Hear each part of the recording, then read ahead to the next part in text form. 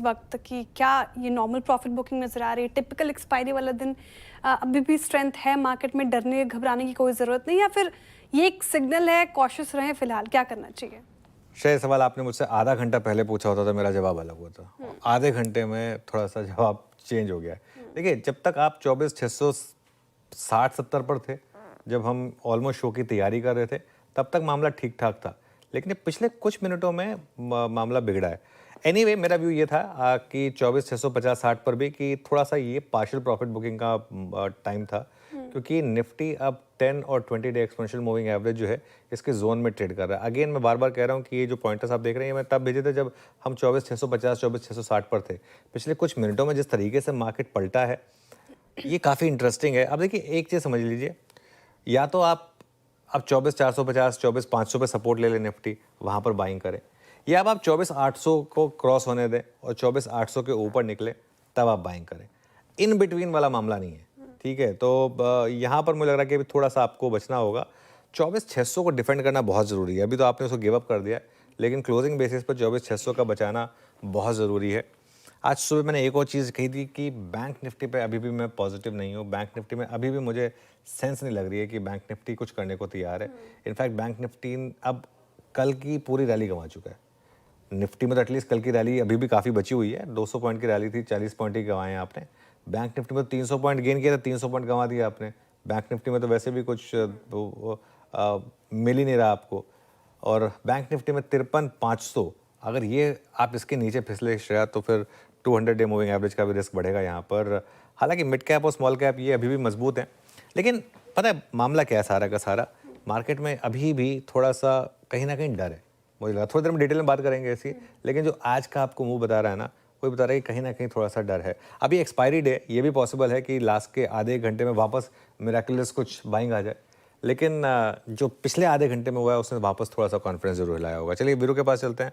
आज जब तक बैंक निफ्टी का कोई एग्रीमेंट और कंट्रीब्यूशन ना आए, जब तक ये 54,200 54,500 के ऊपर स्टेबल ना हो, तब तक ऐसे अप्स एंड डाउन्स और थोड़ा सा जिसे कहते हैं ना, जिन मूव्स पे कन्विक्शन ना आए वो सारे मूव्स वैसे ही रहेंगे जब तक बैंक निफ्टी का एग्रीमेंट ना हो। क्योंकि अभी तक सिर्फ आईटी, ऑटो और जो भी मूव आया विदाउट बैंक्स आया।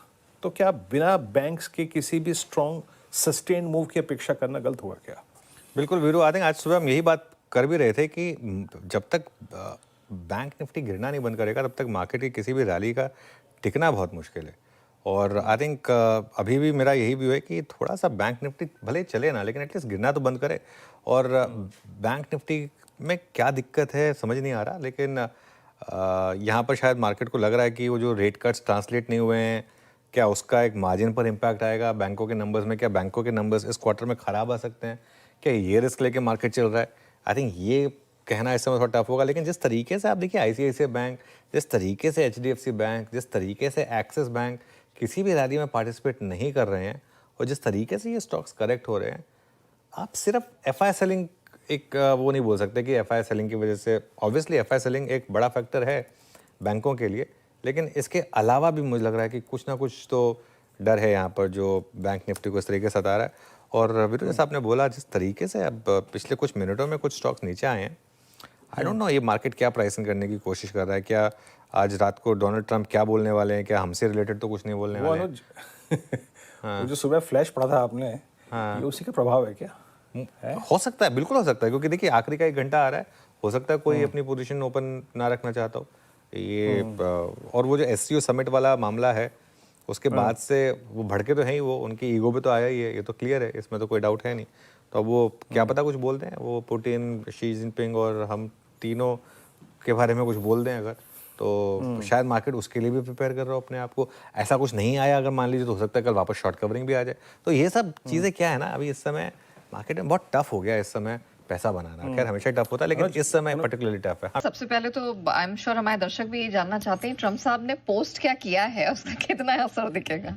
बिल्कुल, ट्रम्प ने पोस्ट किया है कल ट्रुथ पर, अपने एक ट्रुथ सोशल पर उन्होंने एक पोस्ट डाली है। बता दूं ट्रम्प की पोस्ट में है, कल देर शाम ट्रम्प ने पोस्ट डाली है और उस पोस्ट में उन्होंने कहा है कि भारत के साथ जो अमेरिका का ट्रेड है वो एक तरफा आपदा है, यानी कि अमेरिका के लिए मुसीबत, समस्या, आपदा मतलब क्या, आपदा इज लिटिल बिग वर्ड, लेकिन उन्होंने आपदा बोला है उसको। कैटास्ट्रोफिक। हाँ, मतलब हाँ, उनको ऐसा लगता है कि मतलब उनके शब्दों पे जाएं तो कि मतलब इतनी बड़ी समस्या है अमेरिका के लिए भारत का ट्रेड डेफिसिट होना। मेरा लगता है अगर खाली हमारी वजह से अमेरिका डूब रहा हो तो कल डूबता है, आज डूब जाए। मतलब अगर हम इतने बड़े हैं, हमें गलत फहमी नहीं, उनको है, ठीक है। तो एनीवे, दूसरा ये कि अमेरिका भारतीय सामान का बड़ा क्लाइंट है, बिल्कुल है, हम भी जानते हैं, आप भी जानते हैं। हमसे खरीदता कम है, बेचता ज़्यादा है, ये आप भी जानते हैं, हम भी जानते हैं। ज़्यादातर सामान, उनकी समस्या अब क्या है, हमसे तो तेल नहीं खरीदते आप, हमसे तो हथियार नहीं खरीदते, आप रशिया से जाके खरीदते हो, पहली चीज़। दूसरी चीज़ है कि भारत में टैरिफ सबसे ज़्यादा, इसलिए कुछ भी बेचना मुश्किल है। लेकिन आखिरी लाइन जो है वो सबसे ज़्यादा काम की, उसको थोड़ा गौर से देखना चाहिए। भारत ने टैरिफ में कटौती की पेशकश की है। कौन सी कटौती की? 0 टैरिफ की। लेकिन अब बहुत देर हो चुकी है, और इसी लाइन को हमें समझना है कि ये कहना क्या चाहते हैं। Exactly. और ये इस पोस्ट का क्या मतलब है, पोस्ट का मतलब क्या है, असर क्या है। बदलते हुए ग्लोबल समीकरण का एक संकेत कल ट्रंप को भी मिल गया। जिस तरह से राष्ट्रपति पुतिन 10 मिनट मोदी जी का इंतजार करके एक साथ बैठकर गाड़ी में गए, 40 मिनट की यात्रा थी, तो जाहिर सी बात है कई सारी ऐसी बातें हुई होगी जो शायद सबके सामने ना हो। करेक्ट। और जिस तरह से पिछले कुछ दिनों में कभी कभी वो रहता है कि ये जो नज़दीकियाँ हैं वाकई में दिख रही है। और कल आप देखिए, कल एससीओ में जो एक वो प्रस्ताव पास हुआ, उसमें पाकिस्तान के वहाँ होने के बावजूद पहलगाम हमले की निंदा की गई है। करेक्ट। ये बहुत बड़ी बात है। और पाकिस्तान की तरफ से ये भी कोशिश थी कि भारत ने जो हमला किया उसे भी शामिल किया जाए, लेकिन वो कहीं शामिल नहीं हुआ। सो कहीं न कहीं एक चीज़ इस पूरे एससीओ में जो साफ दिखी है, भारत, चीन और रूस की नज़दीकियाँ। हो सकता है रूस ने इसमें बड़ा रोल प्ले किया हो, क्योंकि मुसीबत में भारत ने रूस का साथ दिया था, हमें भी फ़ायदा था सस्ता तेल लेने में। लेकिन अब वो कहीं पास में लाने की कोशिश कर रहे हैं, वो दिख भी रहा है। और इस प्रोसेस में पाकिस्तान दूर भी होता दिख रहा है, क्योंकि इस बीच पाकिस्तान ने अमेरिका के साथ नज़दीकियाँ ज़्यादा बढ़ाई है। 2 बार उनके वो आर्मी चीफ वहाँ जाकर आए, करके आए। सो ये कहीं की एक बड़ा इक्वेशन बदल रहा है एशियाई देशों में, जहाँ एक हमेशा से हम बैलेंस करके चलने वाले और बहुत नज़दीक अमेरिका के माने जाने वाले हम दूर हो गए हैं। पाकिस्तान जो पिछले कुछ समय से दूर हो गया, वो नज़दीक हो रहा है। पाकिस्तान चीन की जो नज़दीकियाँ थी अब वो दूरियों में बदल रही है, हमारी नज़दीकियाँ बढ़ रही है। तो बहुत कुछ बदल रहा है, और ये जो बदल रहा है उसके ऊपर जो ये कल जो पोस्ट है उसका एक रिएक्शन है। कल की पोस्ट ये बता रही कि भारत के प्रति उनकी समस्या कुछ और है, टैरिफ नहीं है। क्यों? अगर वो खुद ट्रंप कह रहे हैं कि भारत 0% टैरिफ के लिए तैयार है, ठीक है, तो फिर मान लो भाई ट्रंप का टैरिफ लगाने का पर्पस क्या है। ट्रंप का टैरिफ लगाने का पर्पस है कि अमेरिका का घाटा बहुत ज़्यादा है, हमें घाटा कम करना चाहिए। ज़्यादा से ज़्यादा जो लोग हमारे साथ कम बिजनेस कर रहे हैं, जिनके साथ नेगेटिव हमारा बिजनेस है, हम उनको बढ़ाएं। तो फिर ठीक है, अगर भारत तैयार है फिर करने क्यों नहीं लेते हैं? करेक्ट। अगर उसके बावजूद नहीं कर रहे हैं तो फिर इसका मतलब साफ है कि समस्या कुछ और है। दूसरी चीज़, वो कह रहे हैं कि देर हो गई है। भारत ने जब प्रपोजल दिया, खुद उनकी 15 मई की बाइट है, 15 मई को उन्होंने खुद बोला है कि भारत टैरिफ घटाया। तो 15 मई से लेकर अब तक आप क्या कर रहे हैं? आप चीज़ तो सुनवा देता हूँ मैं आपको। 15 मई की एक बाइट आप जरा सुनिए ट्रंप की, उन्होंने क्या कहा। Because India is the highest, one of the highest tariff nations in the world. It's very hard to sell into India. And they've offered us a deal where basically they're willing to literally charge us no tariff. So we go from the highest tariff, you couldn't do business in India. We're not even a top 30 in India because the tariff is so high, to a point where they have actually told us, I assume you too, Scott, you were working on that also, that there will be no tariff.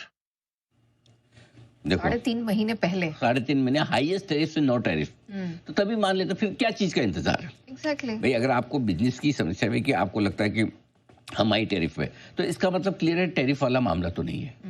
इसका मतलब मामला कुछ और है। मामला या तो 2 तरीके से हो सकता है, या तो उनको अब ये समस्या लग रही है कि हम रशिया का सपोर्ट कर रहे हैं, रशिया से हम हथियार खरीद रहे हैं, वो कर रहे हैं, इस वजह से हम पे टैरिफ। वो तो चाइना भी कर रहा है, उन पे हम हमारे जितना नहीं है, और हमसे ज़्यादा बिजनेस तो अमेरिका खुद कर रहा है। हमने तो डेटा के साथ बोला है कि अमेरिका ट्रंप बनने के बाद 20% का बिजनेस बढ़ा, खुद पुतिन ने कहा है, उसका उनका खंडन नहीं आया। तो अब समस्या वो भी नहीं है। फिर समस्या सिंपल है कि ये ईगो की है। कुल मिला के ट्रंप का ईगो हर्ट हुआ है, लगता है उनको ये लगा था कि भारत पाकिस्तान युद्ध रुकवाने की क्रेडिट मुझे मिल जाएगी तो मुझे नोबेल प्राइज़ मिल जाएगा कि मैंने इतने युद्ध रुकवाए, और वो कहीं भी भारत वो क्रेडिट देने को तैयार नहीं है कि उनकी वजह से युद्ध रोका गया है। तो मेरा ये मानना कि ये है अब तो ये लड़ाई अब ईगो वाली है, और इसीलिए इक्वेशन भी बदल रहे हैं। सिर्फ मामला टैरिफ का होता ना तो अब तक सुलझ जाता। अब इसमें क्या है, बाजार के लिहाज से अगर आप देखेंगे तो ये पोस्ट न्यूट्रल है, कोई फर्क नहीं पड़ता, हम जहाँ थे वहीं हैं। लेकिन अगर पॉजिटिव साइड पे आप देखें 2 दिनों के डेवलपमेंट, तो भारत ग्लोबली बड़ा मजबूत हुआ है। करेक्ट। क्योंकि अमेरिका के सामने हमें ताकत मिली है, जापान से मिली, चीन से मिली, रशिया से मिली है। नेगेटिव साइड पे देखें तो क्लियर कट है कि अब ये टैरिफ का मुद्दा जल्दी सुलझने वाला नहीं है। ये एक जो अलग ग्रुप बन रहा है जो 40% पॉपुलेशन दुनिया की कंट्रोल करता है, SCO, और सामने एक अमेरिका है, ठीक है। तो अब इसका मतलब ये जल्दी से सुलझ, अगर मामला ईगो का है तो जल्दी से नहीं सुलझेगा। मामला सिर्फ टैरिफ का होता तो सुलझ जाता।